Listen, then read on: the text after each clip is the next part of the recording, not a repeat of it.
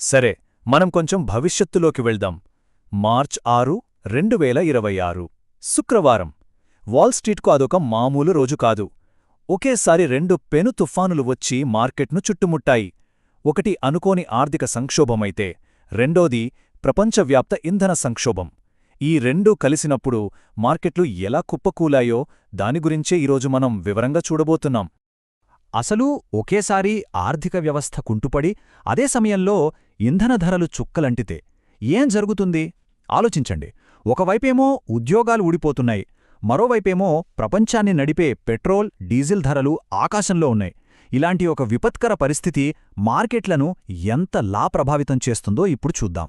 సరే, ముందుగా మార్కెట్ను కుదిపేసిన ఆ పెను తుఫాను కథలోకి వెళ్దాం.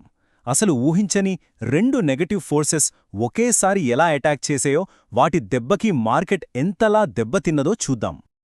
ఆ రోజు ఉదయం మార్కెట్లన్నీ ఒకే ఒక్క మంచి వార్త కోసం ఎంతో ఆశగా ఎదురుచూస్తున్నాయి. ఎందుకంటే ఆర్థిక నిపుణులందరూ ఫిబ్రవరి నెలలో దాదాపు 50,000 కొత్త ఉద్యోగాలు వస్తాయని అంచనా వేశారు. ఆ నెంబరు వస్తే చాలు మార్కెట్కు మంచి జోష్ వస్తుందని అందరూ భావించారు. కానీ రిపోర్టు బయటకొచ్చిన క్షణం అంచనాలన్నీ తలకిందులయ్యాయి. అందరినీ షాక్కు గురిచేస్తూ కొత్త ఉద్యోగాలు రావడం అటుంచండి, ఉన్న ఉద్యోగాలు పోయాయి.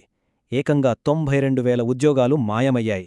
ఇది మార్కెట్కి ఊహించని అతిపెద్ద దెబ్బ. ఈ నంబర్లను కొంచెం లోతుగా చూద్దాం. చూడండి, ఎక్స్పెక్ట్ చేసిందేమో +60,000, కానీ వచ్చింది -92,000. అంతేకాదు, నిరుద్యోగ రేటు కూడా 4.3% నుంచి 4.4%కి పెరిగింది. ఇది చూడటానికి చిన్న పెరుగుదలే అనిపించొచ్చు, కానీ లేబర్ మార్కెట్ వీక్ అవుతోందనడానికి ఇది చాలా స్పష్టమైన సంకేతం. దానికి తోడు పాత నెలల డేటాను కూడా తగ్గించి చూపించడంతో పరిస్థితి ఇంకా భయానకంగా తయారైంది. ఒక షాక్ నుంచి మార్కెట్ తేరుకునేలోపే రెండో పిడుగు పడింది. ఈసారి దెబ్బ ప్రపంచ ఇంధన సప్లై చైన్ మీద పడింది. ప్రపంచంలోనే అత్యంత కీలకమైన ఆయిల్ వెళ్లే దారి అక్షరాలా మూసుకుపోయింది. ఈ పరిస్థితిలో ఖతార్ ఇంధన మంత్రి ఒక బాంబులాంటి ప్రకటన చేశారు. ఆయన ఏమన్నారంటే, ఇదే గొడవలు కొనసాగితే ముడి చమురు బ్యారెల్కు $150కు చేరుకోవచ్చు అని. ఇది కేవలం ఒక హెచ్చరిక కాదు, జియోపాలిటికల్ టెన్షన్స్ ఏ రేంజ్లో ఉన్నాయో చెప్పే సిగ్నల్. ఇక ఆయిల్ ధరలు పెరిగాయంటే మనందరి జేబులకు చిల్లుపడినట్టే, ప్రపంచవ్యాప్తంగా ద్రవ్యోల్బణం మండిపోతుంది. అసలు ఈ హార్ముజ్ జలసంధికి ఎందుకంత ప్రాధాన్యత? సింపుల్గా చెప్పాలంటే ఇది ప్రపంచ ఆయిల్ ట్రాఫిక్కి ఒక మెయిన్ జంక్షన్ లాంటిది. ప్రపంచంలోని సుమారు 21% ఆయిల్, 20% న్యాచురల్ గ్యాస్ ఈ చిన్న దారిగుండానే వెళ్లాలి. ఇప్పుడు అక్కడ గొడవల వల్ల ఇన్సూరెన్స్ కంపెనీలు చేతులెత్తేశాయి. అంటే షిప్పులకి ఇన్సూరెన్స్ ఇవ్వట్లేదు. దాంతో ఈ దారి వాస్తవంగా మూతపడినట్టే. అంటే సింపుల్గా చెప్పాలంటే సప్లై ఆగిపోయింది. ఈ రెండు దెబ్బలు ఒకేసారి తగలటంతో ఇన్వెస్టర్లలో ఒక పాత భయం, ఒక పీడకల మళ్లీ మొదలైంది. 70లలో ప్రపంచ ఆర్థిక వ్యవస్థను గడగడలాడించిన ఒక పదం మళ్లీ అందరి నోళ్లలో నానుతోంది. అదే స్టాగ్ఫ్లేషన్. స్టాగ్ఫ్లేషన్ ఈ పదం వినడానికి కొంచెం కష్టంగా ఉన్నా దాని అర్థం చాలా సింపుల్ అండ్ డేంజరస్. ఒకవైపు ఆర్థిక వృద్ధి ఆగిపోతోంది, అంటే కంపెనీలు మూతపడతాయి, ఉద్యోగాలు పోతాయి. మరోవైపు మనం కొనే వస్తువుల ధరలు మాత్రం పెరుగుతూనే ఉంటాయి. గ్రోత్ ఏమో లేదు, కాని ఇన్ఫ్లేషన్ మాత్రం ఉంది. ఇది ఏ సెంట్రల్ బ్యాంక్ అయినా ఒక పీడకల లాంటి పరిస్థితి, ఎందుకంటే దీన్ని కంట్రోల్ చేయడం చాలా కష్టం. సహజంగానే ఈ స్టాగ్ఫ్లేషన్ భయంతో మార్కెట్లు కుప్పకూలాయి.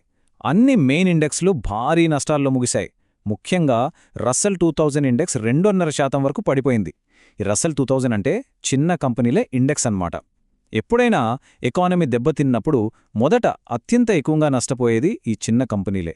అందుకే ఈ పతనం చాలా ఆందోళన కలిగించింది. మార్కెట్లో భయం ఏ రేంజ్లో ఉందో చెప్పడానికి ఈ ఒక్క నంబర్ చాలు, విక్స్. దీన్ని వాల్ స్ట్రీట్ ఫియర్ గేజ్ అంటారు.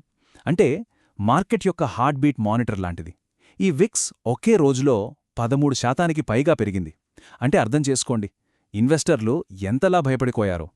సరే, ఇప్పుడుదాకా మనం మార్కెట్ను చుట్టుముట్టిన భయం, నెగటివిటీ గురించి చూశాం. కానీ కథలో ఇప్పుడొక ట్విస్ట్ ఉంది.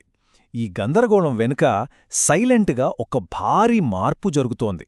ఒక లాంగ్ టర్మ్ ట్రెండ్ పురుడుబోసుకుంటోంది. అదే ఆర్టిఫిషియల్ ఇంటెలిజెన్స్ లేదా ఏఐ ఇన్ఫ్రాస్ట్రక్చర్ విప్లవం.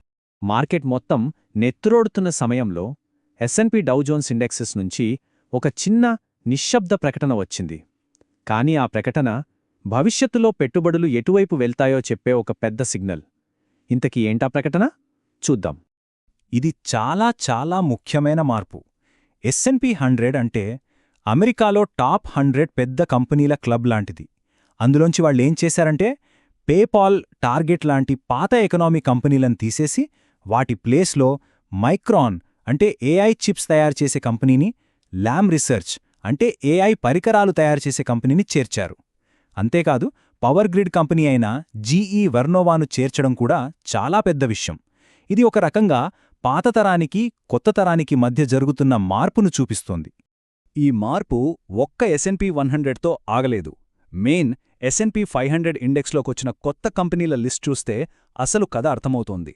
ఇవన్నీ AI విప్లవానికి వెన్నెముక లాంటివి. ఉదాహరణకి వర్టిఫ్ డేటా సెంటర్లకు కూలింగ్ పవర్ ఇస్తుంది. లుమెంటమ్ ఆప్టికల్ నెట్వర్కింగ్ అందిస్తుంది. కోహరెంట్ సెమీకండక్టర్లకు కావాల్సిన మెటీరియల్స్ ఇస్తుంది. చూసారా, ఇవన్నీ AIని నడిపించే అసలైన హార్డ్వేర్ కంపెనీలు. సో ఇక్కడ మనం గ్రహించాల్సిన అసలు పాయింట్ ఏంటంటే AI బూమ్ అనేది ఇకపై కేవలం సాఫ్ట్వేర్తో ఆగిపోదు. అది ఇప్పుడు ఫిజికల్ వరల్డ్లోకి వస్తోంది. పెద్ద పెద్ద AI మోడల్స్ పనిచెయ్యాలంటే వాటికి విపరీతమైన పవర్ కావాలి, భారీ డేటా సెంటర్లు కావాలి, వాటిని చల్లబరచడానికి కూలింగ్ సిస్టమ్స్ కావాలి. మార్కెట్ ఇప్పుడు ఈ నిజాన్ని గుర్తించడం మొదలుపెట్టింది. ఓకే, ఇప్పటిదాకా మనం రెండు వేరువేరు కథలు విన్నాం. ఒకవైపేమో స్టాగ్ఫ్లేషన్ భయం, మరోవైపేమో AI ఇన్ఫ్రాస్ట్రక్చర్ అనే అద్భుత అవకాశం. ఇప్పుడు ఈ రెండింటినీ కలిపి చూస్తే ఒక ఇన్వెస్టర్కి ఏమర్థం కావాలి? అదే ఇప్పుడు చూద్దాం. ప్రస్తుతం మార్కెట్ ఒక రెండు వైపుల యుద్ధంలా ఉంది. ఒకవైపు షార్ట్ టర్మ్లో చూస్తే జియోపాలిటిక్స్, ఆయిల్ ధరలు, ఉద్యోగాల కోత ఇవన్నీ భయపెడుతున్నాయి. ఇది స్టాగ్ఫ్లేషన్ కథ. కాని మరోవైపు లాంగ్ టర్మ్లో చూస్తే AI ఇన్ఫ్రాస్ట్రక్చర్ అనే ఒక టెక్నాలజికల్ విప్లవం జరుగుతోంది. ఇది ఒక మల్టీ ఇయర్ అవకాశం. ఇది AI కథ. సో ఇన్వెస్టర్లు ఇప్పుడు మూడు విషయాలు గుర్తించాలి. ఒకటి, స్వల్పకాలికంగా ఆర్థిక రాజకీయ రిస్కులున్నాయని అంగీకరించాలి. రెండు, AI ఇన్ఫ్రాస్ట్రక్చర్ అనే ఒక శక్తివంతమైన దీర్ఘకాలిక ట్రెండ్ నడుస్తుందని గ్రహించాలి. మూడు, రాబోయే రోజుల్లో ఈ రెండు కథల్లో ఏది గెలుస్తుందో అంచనా వేసుకోవాలి. దీనిపైనే పెట్టుబడుల భవిష్యత్తు ఆధారపడి ఉంటుంది. చివరిగా ఒక ప్రశ్న. మార్కెట్ ఇప్పుడు ఒక కూడలిలో నిలబడి ఉంది. ఒకవైపు రాజకీయ తుఫాను, మరోవైపు టెక్నాలజీ విప్లవం. ఈ రెండింటి మధ్య నలిగిపోతున్న మార్కెట్లో భవిష్యత్తును ఏ శక్తి నిర్దేశించబోతోంది? ఈ ప్రశ్నతోనే ఈ విశ్లేషణను ముగిస్తున్నాం.